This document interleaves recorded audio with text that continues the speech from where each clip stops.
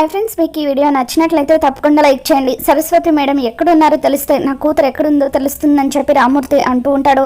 అప్పుడు అమర్ వాళ్ళ నాన్నగారు బావగారు సరస్వతి మేడం ప్రస్తుతం ఇదే హాస్పిటల్లో కోమాలో ఉన్నారని చెప్పి అంటూ ఉంటే, అయితే ఆవిడ కోమాలో నుండి బయటకు వస్తే నా కూతురు ఎవరో తెలుస్తుంది కదా అని రామూర్తి అంటూ ఉంటాడు. మీ కూతురు ఎక్కడుందో తెలియడం మాత్రమే కాదు, నా భార్యని యాక్సిడెంట్ చేసి చంపిందెవరో కూడా తెలుస్తుందని చెప్పి అమర్ అంటూ ఉంటాడు. మంగళ మెల్లిగా మనోహరితో, ఇదిగో మనోహరి, వీళ్ళంతా ఒకటైనట్టుగా నాకు అనిపిస్తుంది, ఇక ఇక్కడితోనే నీ సీన్కి శుభం కార్డ్ పడేలాగా ఉందని చెప్పి అంటూ ఉంటే, నిజానికి వీళ్లకు మధ్య ఉన్నది సరస్వతి అయితే ఆ సరస్వతిని నేను బతకనివ్వను, ఆ సరస్వతిని స్వర్గానికి పంపించే రోజు ఈ రోజే అని చెప్పి మనోహరి అంటూ ఉంటుంది. మనోహరి ఏదో ఆలోచిస్తూ ఉండడంతో ఇకప్పుడు బాగి మనోహరి వైపు చూస్తూ, మనోహరి, నువ్వు ఏం ప్లాన్ చేయాలనుకుంటున్నావో నాకు తెలియదు, కానీ నేనుండగా నువ్వు ఆవిడ నీడను కూడా తాకలేవు, ఇది నా ప్రామిస్ అని చెప్పి బాగి అనుకుంటుంది. మరోవైపు కోమాలో ఉన్న సరస్వతి మేడం దగ్గరికి డాక్టర్ నర్సు ఇద్దరు కూడా వస్తారు. మేడం, ఈవిడ స్పృహలో నుండి ఎప్పుడు బయటకు వస్తారని చెప్పి నర్సు డాక్టర్ని అడుగుతూ ఉంటే, ఏమో చెప్పలేం, ఒకవేళ ఈవిడ కోమాల నుండి బయటకు వచ్చినా కూడా బతకడం కష్టమే, ఆవిడ పల్స్ చాలా వీక్గా ఉందని చెప్పి డాక్టర్ అంటూ ఉంటారు. అప్పుడే ఆరు అక్కడికి వస్తుంది. ఇక సరస్వతి మేడంని చూసి చాలా బాధపడిపోతూ ఉంటుంది. మేడం, ఎలాగైనా సరే మీరు స్పృహలోకి రావాలి అని చెప్పి ఆరు ఆ దేవుణ్ణి వేడుకుంటూ, దేవుడా, ఎలాగైనా సరే ఈ ఒక్కసారికి సరస్వతి మేడం స్పృహలోకి వచ్చేలాగా ఆయనకి నిజం చెప్పేలాగా చూడు స్వామి, నా జీవితంలో అద్భుతాలు జరగాలని నేను ఏ రోజు కూడా కోరుకోలేదు, కానీ ఈరోజు కోరుకుంటున్నాను. ప్లీజ్ దేవుడా, ఒక మృగం నా ఇంట్లో నుంచి వెళ్ళిపోవాలన్నా, ఒక తండ్రి తన కూతుర్ని కలుసుకోవాలన్నా సరస్వతి మేడం కోమాలో నుండి బయటకు రావడం చాలా ముఖ్యం. నా కుటుంబం సంతోషంగా ఉండాలంటే సరస్వతి మేడం ఆయనకి నిజం చెప్పేయాలి. ప్లీజ్ దేవుడా, నీకు నా బాధ అర్థం అవుతుందా అంటూ ఇక అలా ఆరు గట్టిగా అరుస్తుంది. ఇక కొద్దిసేపటికి సరస్వతి మేడం చెయ్యి కదిలిస్తూ ఉంటుంది. ఇక ఆవిడ స్పృహలోకి రావడం ఆరు చూస్తుంది. మేడం, ఇప్పుడే మీరు కోమాలో నుండి బయటకు వచ్చిన విషయాన్ని నేను డాక్టర్కి చెబుతాను అని చెప్పి, డాక్టర్ ఒక్కసారి సరస్వతి మేడంని చూడండి, ఆవిడ కోమాలో నుండి బయటకు వచ్చారు అని ఇక పక్కనే ఉన్న నర్సు దగ్గరికి వెళ్ళి, సిస్టర్ మీరైనా ఒకసారి సరస్వతి మేడంని చూడండి, ఆవిడ స్పృహలోనే ఉన్నారు అని చెప్పి అంటూ ఉంటుంది. ఇక వాళ్ళెవరికి ఆరు మాటలు వినిపించకపోవడంతో ఇక ఆరు, మేడం మీరేం కంగారు పడకండి, ఇప్పుడే నేను ఎవరినైనా పిలుచుకొని వస్తాను, మీరు స్పృహలోనే ఉన్నారన్న విషయాన్ని వాళ్ళకు తెలియజేస్తాను అని చెప్పి ఆరు బయట ఉన్న సెక్యూరిటీ వాళ్ళను, నర్సులను, ఇలా ఎవరు కనిపిస్తే వాళ్ళకు ఒక్కసారి సరస్వతి మేడంని చూడండి అని చెప్పి ఇక అలా అంటూ ఉంటుంది. తర్వాత ఆరు డాక్టర్తో మాట్లాడుతున్న అమర్ దగ్గరికి వెళ్తుంది. అమర్ రామూర్తి కండిషన్ గురించి డాక్టర్తో మాట్లాడుతూ ఉంటాడు. అప్పుడే ఆరు అక్కడికి వచ్చి, ఏమండి, సరస్వతి మేడం స్పృహలోకి వచ్చారు, ఒక్కసారి వెళ్ళి చూడండి అని చెప్పి అంటూ ఉంటుంది. ఇక మనోహరి మంగళ ఇద్దరు కూడా ఒక దగ్గర కూర్చొని ఉంటారు. అప్పుడు మంగళతో మనోహరి, నేనేదో ఒకటి చెప్పి అమర్ని ఇక్కడ నుండి వెళ్ళేలాగా చేస్తాను, మేము ఇక్కడ నుండి వెళ్ళిపోయిన తర్వాత ఆ సరస్వతి ప్రాణాలు నువ్వే తీయాలని చెప్పి మనోహరి అంటూ ఉంటుంది. చూడు మనోహరి, గిసువంటి పనులు నాకు చెప్పొద్దు, ఆ అమర్ బాబుకి ఎదురెళ్ళడం అంటే చావుకి ఎదురెళ్ళడం లాంటిదే, నేను ఇటువంటి పనులు చేయనని మంగళ అంటూ ఉంటుంది.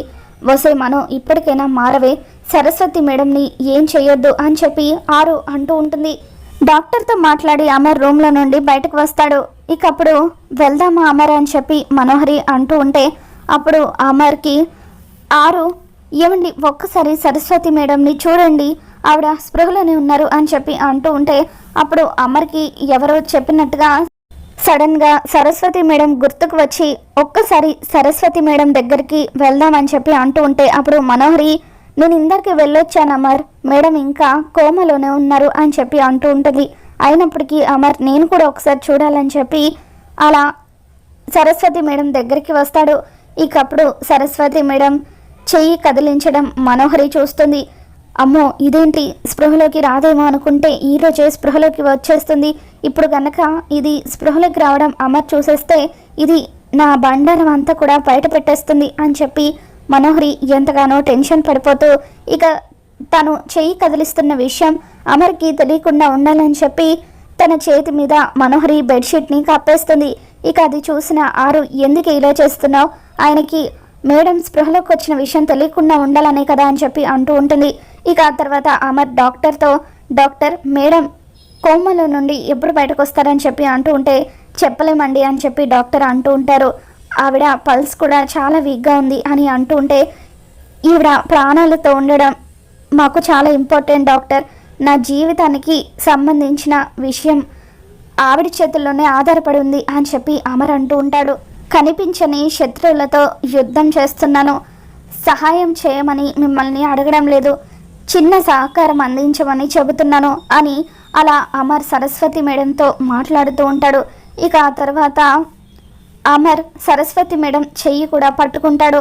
అలా సరస్వతి మేడం చేతి మీద బెడ్షీట్ వేసి ఉండడంతో అప్పుడు ఆవిడ స్పృహలో ఉన్న విషయం అమర్కి తెలియదు. ఇక అలా మేడంతో మాట్లాడిన తర్వాత మనోహరి ఇక అలా కంగారు పడిపోతూ, ఎలాగైనా సరే అమర్ని ఇక్కడ నుండి పంపించాలని చెప్పి, అమర్ నువ్వు ఆరు వాళ్ళ తల్లిదండ్రుల దగ్గరికి వెళ్ళాలి కదా, లేట్ అయిపోతుంది పదా మరి అని చెప్పి అమర్ని అక్కడి నుండి పంపించేస్తుంది. దాంతో అమర్ బాగి వాళ్ళ దగ్గరికి వస్తాడు. వెళ్ళొస్తాను సార్ అని చెప్పి అమర్ అంటూ ఉంటే, ఇక అమర్ వాళ్ళ అమ్మ నాన్న కూడా వెళ్ళొస్తాం బావగారు, వెళ్ళొస్తాం అన్నయ్య అని చెప్పి అంటూ ఉంటే, మీ పరామర్శలు ఆపి త్వరగా ఇక్కడ నుండి వెళ్ళండి, అది స్పృహలోకి వచ్చిన విషయం అమర్కి కానీ తెలిస్తే అప్పుడు అది నా గురించి బయట పెట్టేస్తుంది అని చెప్పి మనోహరి ఇక అలా టెన్షన్ పడుతూ చెమటలు తుడుచుకుంటూ ఉంటే, అది గమనించిన బాగి, ఏంటి మనోహరి గారు ఏమైంది, ఎందుకు అలా టెన్షన్ పడుతున్నారని చెప్పి అడుగుతూ ఉంటుంది. టెన్షన్ ఏముంది, టెన్షన్ ఏం లేదు, నేను నార్మల్గానే ఉన్నాను అని చెప్పి మనోహరి అంటూ ఉంటుంది. తర్వాత పద అమర్ అంటూ ఇక అలా మనోహరి బలవంతంగా అమర్ వాళ్ళ అమ్మ నాన్నల్ని అక్కడి నుండి పంపించేస్తూ ఉంటుంది. ఇక రిసెప్షన్ వరకు వచ్చిన తర్వాత మనోహరి అమర్తో, అమర్ మీరు వెళ్ళండి, నేను అంకుల్ దగ్గర కాసేపు ఉండి వస్తాను అని చెప్పి అంటూ ఉంటే, సరే మనోహరి అని చెప్పి అమర్ తన అమ్మ నాన్నల్ని తీసుకెళ్ళిపోతూ ఉంటాడు. ఇక దాంతో అక్కడే కూర్చున్న ఆరు ఏడుస్తూ, వసే మనో ఎందుకే ఆయన వెళ్ళిపోయిన తర్వాత కూడా నువ్వు ఇంకా ఇక్కడ ఉండి ఏం చేద్దాం అనుకుంటున్నావు, మేడం ప్రాణాలు తీద్దాం అనుకుంటున్నావా అని చెప్పి ఎంతగానో ఏడుస్తూ ఉంటుంది. ఇక అమర్ వాళ్ళ అమ్మ నాన్నల్ని పంపించడం కోసం అని చెప్పి లిఫ్ట్ దగ్గరికి వస్తాడు. ఇక అలా లిఫ్ట్ దగ్గరికి వచ్చాక రాథోడ్ నువ్వు ఇక్కడే ఉండి మిస్సమ్మకు ఏం కావాలో చూసుకో, నేను అమ్మ నాన్నల్ని డ్రాప్ చేసి ఆశ్రమానికి వెళ్తాను అని చెప్పి అంటూ ఉంటాడు. ఓకే సార్ అని చెప్పి రాథోడ్ బాకీ వాళ్ళ దగ్గరికి వస్తూ ఉంటాడు. ఇక ఆ తర్వాత అమర్ లిఫ్ట్లోకి వెళ్ళిన తర్వాత సడన్గా సరస్వతి మేడం కళ్ళల్లో నుండి నీళ్లు రావడం, ఆవిడ చెయ్యి కదిలించడం ఇవన్నీ కూడా గుర్తుకొచ్చి సడన్గా ఇక అలా వెనక్కి పరిగెత్తుకుంటూ వస్తూ ఉంటాడు. ఇక అప్పుడే మనోహరి డాక్టర్ లాగా వేషం వేసుకుని మొహానికి మాస్క్ పెట్టుకొని ఒక సిస్టర్కి డబ్బులు ఇచ్చి అలా సరస్వతి రూమ్లోకి వెళ్తుంది. వసే సరస్వతి నువ్వు కోమాలో ఉన్నప్పుడే నిన్ను రెస్ట్ ఇన్ పీస్ చేసేస్తాను, ఈరోజే నీ చావు నా చేతుల్లో అని చెప్పి అలా మనోహరి సరస్వతిని చంపబోతూ ఉంటుంది. ఇక అప్పుడే అమర్ సరస్వతి రూమ్ దగ్గరికి వచ్చి బయట ఉన్న సెక్యూరిటీతో డోర్ తీ అని చెప్పి గట్టిగా అరుస్తాడు. ఇక దాంతో అమర్ అరుపు విని మనోహరి ఇదేంటి అమర్ మళ్ళీ ఇక్కడికి వచ్చాడని చెప్పి ఇక అక్కడే ఆ రూమ్లో ఒక చోట దాక్కుని ఉంటుంది. అమర్తో పాటు అమర్ వాళ్ళ అమ్మ నాన్న డాక్టర్ వీళ్ళంతా కూడా సరస్వతి దగ్గరికి వస్తారు. డాక్టర్ సరస్వతి మేడం స్పృహలోనే ఉన్నారు, ఒక్కసారి చెక్ చేయండి డాక్టర్ అని చెప్పి ఇక అలా అమర్ అంటూ ఉంటాడు. దాంతో సరస్వతి మేడం స్పృహలోకి వచ్చారన్న విషయం తెలుసుకొని రాథోడ్ పరుగున ఈ విషయం మిస్సమ్మకి చెప్పాలంటూ బాగి దగ్గరికి వస్తూ ఉంటాడు. ఇక అదే టైంలో బాగి రామ్మూర్తికి అన్నం తినిపిస్తూ ఉంటుంది. ఇక చాలమ్మ అని చెప్పి రామ్మూర్తి అంటూ ఉంటాడు. ఇక అలా రామ్మూర్తికి పొలమారడంతో బాగి రామ్మూర్తికి మంచినీళ్ళు తాగిస్తూ ఉంటుంది. అదేంటి నాన్న అప్పుడే చాలంటున్నావేంటి అని చెప్పి అలా బాగి అంటూ ఉంటే అప్పుడు రామ్మూర్తి నాకెందుకో మీ అక్క మన మధ్య ఉన్నట్టుగా అనిపిస్తుందమ్మా అని చెప్పి అంటూ ఉంటాడు. అప్పుడే రాథోడ్ పరుగున అక్కడికి వచ్చి మిస్సమ్మ సరస్వతి మేడంకి స్పృహ వచ్చింది అని చెప్పి అంటూ ఉంటుంది. అమర్ కూడా సరస్వతి మేడం దగ్గరికి రావడంతో అక్కడే ఉన్న మనోహరికి చెమటలు పడుతూ ఉంటాయి. ఇదేంటి వెళ్ళిపోయిన అమర్ మళ్ళీ ఎందుకు వచ్చినట్టు అని చెప్పి అలా మనోహరి ఎంతగానో టెన్షన్ పడిపోతూ ఉంటుంది.